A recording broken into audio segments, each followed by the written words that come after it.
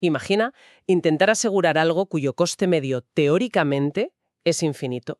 No, no es una pregunta filosófica, es el dilema al que se enfrenta hoy el mercado de los seguros ciber. Hola y bienvenidas. Hoy vamos a sumergirnos en un tema que, la verdad, quita el sueño a directivos de casi todas las empresas del mundo: el ciberriesgo. Tenemos sobre la mesa un estudio académico muy denso, de esos que marcan la diferencia. Usa uno de los conjuntos de datos más importantes del sector, el de Advisen, para responder a dos preguntas que, bueno, lo son todo. Primera, ¿qué factores, como el tamaño de una empresa o su sector, explican de verdad la frecuencia y la gravedad de las pérdidas por ciberataques? Y segunda, la pregunta del millón, o quizá del billón: ¿es el ciberriesgo realmente asegurable? O dicho de otro modo, ¿estamos intentando ponerle precio a un fantasma? Herramientas estadísticas muy avanzadas, que vienen de un campo llamado teoría de valores extremos. Y su objetivo es modelar precisamente eso, los eventos catastróficos. No le interesa tanto el goteo constante de pequeños incidentes, sino entender la anatomía de esas pérdidas gigantescas que pueden hacer desaparecer a una compañía. La clave está, como dices, en la cola del dragón. Pues vamos a tirar de esa cola. Empecemos por la base, que parece bastante inestable. El estudio deja muy claro que, aunque el ciberriesgo es un tema candente, nuestra comprensión cuantitativa está, y cito, en pañales. El gran obstáculo es la falta de datos fiables. Usan la base de datos de Advisen, que es enorme, con más de 130.000 eventos. Pero, y aquí viene el primer susto, al filtrar para quedarse solo con los que tienen información monetaria clara y datos completos de la empresa, se quedan con menos de 4.000. Menos del 3%, para ser exactos. Es poquísimo. Primer punto sobre el que hay que ser extremadamente crítico. Antes de analizar cualquier conclusión, tenemos que preguntarnos, ¿es ese 2,6% representativo de la realidad? El propio documento admite que las empresas son muy reacias a informar de incidentes para evitar un daño reputacional catastrófico. Así que es muy probable que estemos ante un sesgo de supervivencia gigantesco. ¿A qué te refieres con sesgo de supervivencia? A que quizás solo estamos viendo los casos que, por regulación, por ser públicos o por su magnitud, no se pudieron ocultar. Podríamos estar analizando la punta del iceberg y una punta muy específica. A lo mejor los ataques más comunes, o los que afectan a cierto tipo de empresas, ni siquiera aparecen en los datos. La imagen podría estar distorsionada desde el principio. Entiendo la crítica, es un punto muy importante.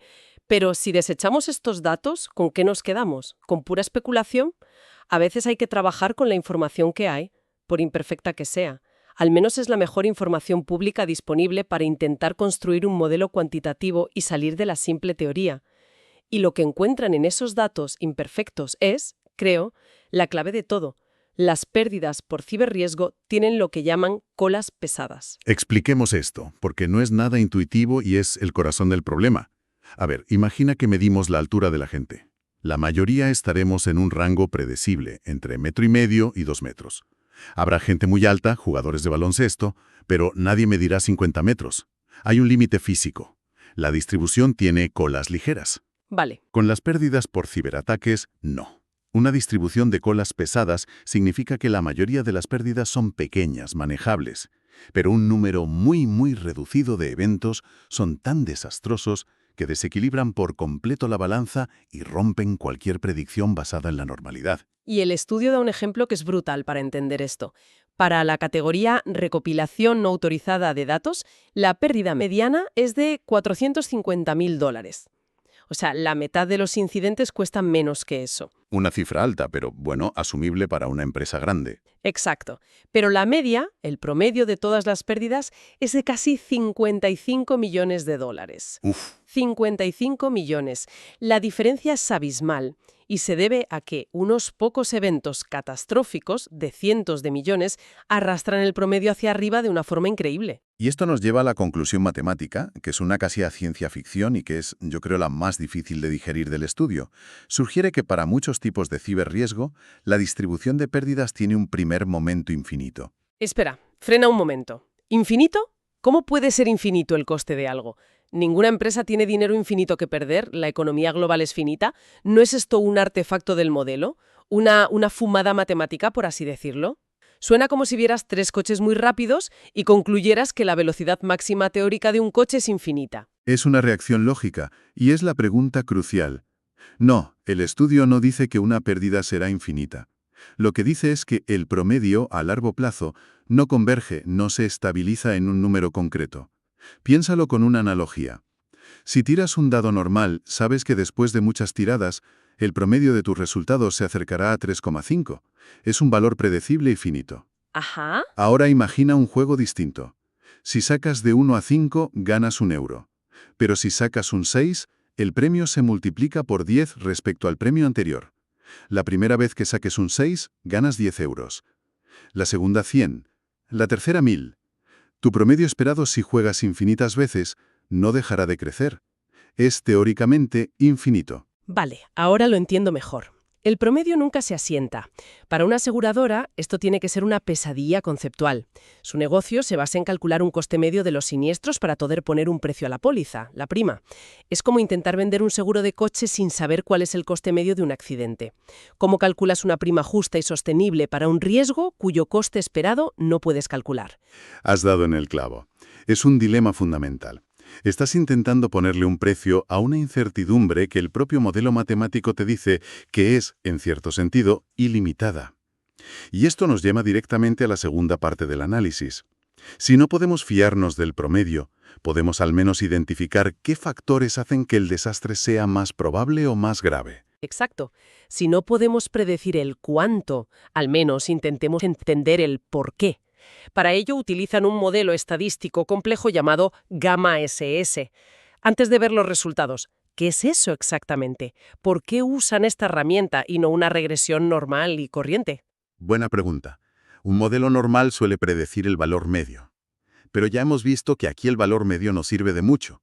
Gamma SS, para entendernos, es como una navaja suiza estadística. No solo mira el promedio, sino que permite analizar cómo cambia toda la distribución de las pérdidas. Permite ver cómo un factor, por ejemplo el sector de una empresa, afecta no solo a la pérdida típica, sino también, y es lo más importante, a la probabilidad de esos eventos extremos, a la pesadez de la cola. Entiendo.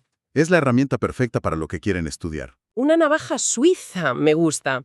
Y analizan el tamaño de la empresa, el sector, financiero, salud, otros, la ubicación y algo que me parece muy interesante, el contagio. Es decir, si un único evento causa pérdidas múltiples. Y los resultados son muy curiosos. En cuanto a la frecuencia de los ataques, no todo aumenta. La extorsión cibernética, el ransomware y el phishing están claramente en aumento con el tiempo, lo cual coincide con lo que leemos en las noticias. Pero, y esto es llamativo, las brechas de privacidad más clásicas, como la divulgación no autorizada de datos, parecen disminuir. ¿Y eso por qué podría ser? Pues podríamos especular que las empresas han mejorado sus defensas básicas, el perímetro de seguridad, las cosas que llevamos años aprendiendo a hacer. Pero los atacantes se han vuelto más agresivos, más directos. Ya no solo quieren robar datos, quieren paralizar la empresa y pedir un rescate. Es un cambio de táctica. De acuerdo. Eso en cuanto a la frecuencia. Pero aquí es donde la cosa se pone seria. En la gravedad. El modelo analiza ese parámetro clave, el de la cola, que llaman tau. Para simplificar, nos has dicho que un coeficiente negativo en este parámetro significa un riesgo mucho mayor, ¿no? Sí, una cola más pesada, más probabilidad de un evento apocalíptico. Y los resultados son claros y, la verdad, preocupantes. La gravedad de las brechas maliciosas y la ciberextorsión ha aumentado significativamente con el tiempo. No solo son más frecuentes, sino que cada vez son peores, y el factor contagio es un multiplicador brutal. Una brecha maliciosa que causa otras pérdidas en la misma empresa se vuelve significativamente más peligrosa. Dame un ejemplo concreto de contagio para que lo entendamos bien. Piensan el ataque a un gran proveedor de software, uno que da servicio a miles de empresas. El ataque inicial es a una sola compañía. Vale. Pero el contagio es que ese mismo ataque, a través de una actualización de software maliciosa, se propaga a sus 1000 clientes. Se crea una reacción en cadena. Un único evento inicial genera miles de pérdidas en cascada. El modelo demuestra que cuando eso ocurre, la probabilidad de que la pérdida total sea catastrófica se dispara. Es como un incendio que no solo quema una habitación, sino que debilita la estructura de todo el edificio, provocando otros fallos. Esa es una gran analogía, exactamente. Vale, los resultados parecen súper claros. Más extorsión, más contagio, igual a más desastre. Caso cerrado, ¿no? Pues no tan rápido. Y aquí es donde los autores del estudio demuestran ser muy rigurosos. Se hacen esa pregunta fundamental que nos hacíamos al principio. ¿Y si todo esto es solo el eco de 2 o 3 ataques gigantescos que están distorsionando todos los números? Ah, claro, el efecto de los outliers, de los valores atípicos extremos. ¿Y cómo comprueban eso? Con una prueba de robustez muy inteligente. En lugar de usar los dólares exactos de cada pérdida, que pueden estar sesgados por un único evento de 500 millones, usan lo que se llama una regresión ordinal. ¿Y eso qué es? Básicamente, se olvidan del dinero y ordenan las pérdidas de menor a mayor. Se fijan solo en el ranking. ¿Fue una pérdida pequeña, mediana, grande o catastrófica? Es una forma de ver si los factores de riesgo siguen siendo importantes cuando quitas el efecto distorsionador de los megadesastres. Me parece brillante. ¿Y qué pasa cuando hacen eso? Pues que muchos de estos factores que parecían tan importantes de repente pierden significancia estadística. La conclusión que sugieren los propios autores es que los resultados del primer modelo, el que usa los dólares, podrían estar impulsados casi exclusivamente por ese puñado de eventos megacatastróficos. Espera, un momento, eso es un problema enorme. ¿No significa eso que el primer modelo es básicamente inútil? Si los factores solo funcionan cuando tienes en cuenta un puñado de eventos apocalípticos, ¿realmente están prediciendo algo? Ya me he perdido. No diría inútil, pero sí que hay que tomarlo con pinzas. Lo que nos dice es que ambos modelos cuentan una parte diferente de la historia. El primer modelo, el de los dólares, refleja la realidad de un consejo de administración. A un CEO no le preocupan 1000 ataques de 100 euros. Le preocupa el único ataque que puede quebrar la empresa. Ya. Y ese modelo nos dice qué factores estaban presentes en los peores desastres históricos. Vale, es el modelo del impacto real. ¿Y el segundo? El segundo, el de los rangos, nos da una visión más estructural, más del día a día. Nos dice que, aunque un factor como el contagio no siempre esté ligado a pérdidas de 200 millones, sí está consistentemente asociado con pérdidas que son más graves que la media. Es una confirmación más sutil, pero quizá igual de valiosa. Nos dice que es una señal de peligro constante, no solo una que se enciende en las catástrofes. De acuerdo, ahora lo veo. Son dos perspectivas que se complementan.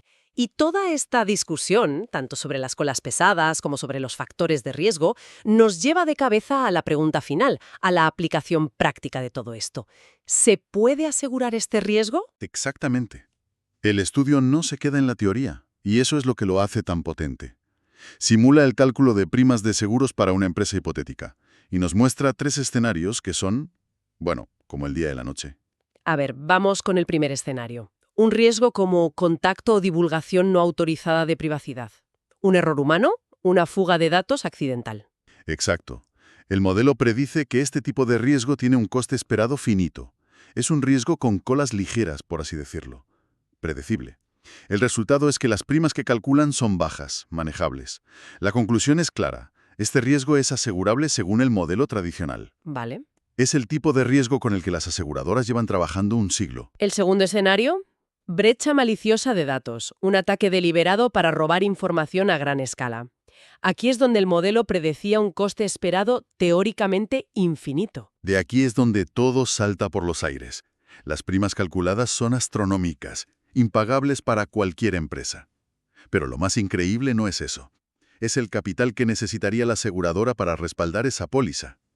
El estudio calcula que la aseguradora necesitaría tener un capital miles de veces superior al de la propia empresa asegurada para poder cubrir ese riesgo con un mínimo de solvencia. Eso no tiene ningún sentido. Ninguna empresa del planeta, ni siquiera un Estado, podría suscribir esa póliza. Es sencillamente inviable. Correcto. Y el tercer escenario es casi peor, porque combina la gravedad con una incertidumbre salvaje. Ciberextorsión o ransomware. El riesgo cambia tan rápido con el tiempo que el capital que necesita la aseguradora fluctúa de forma brutal año a año.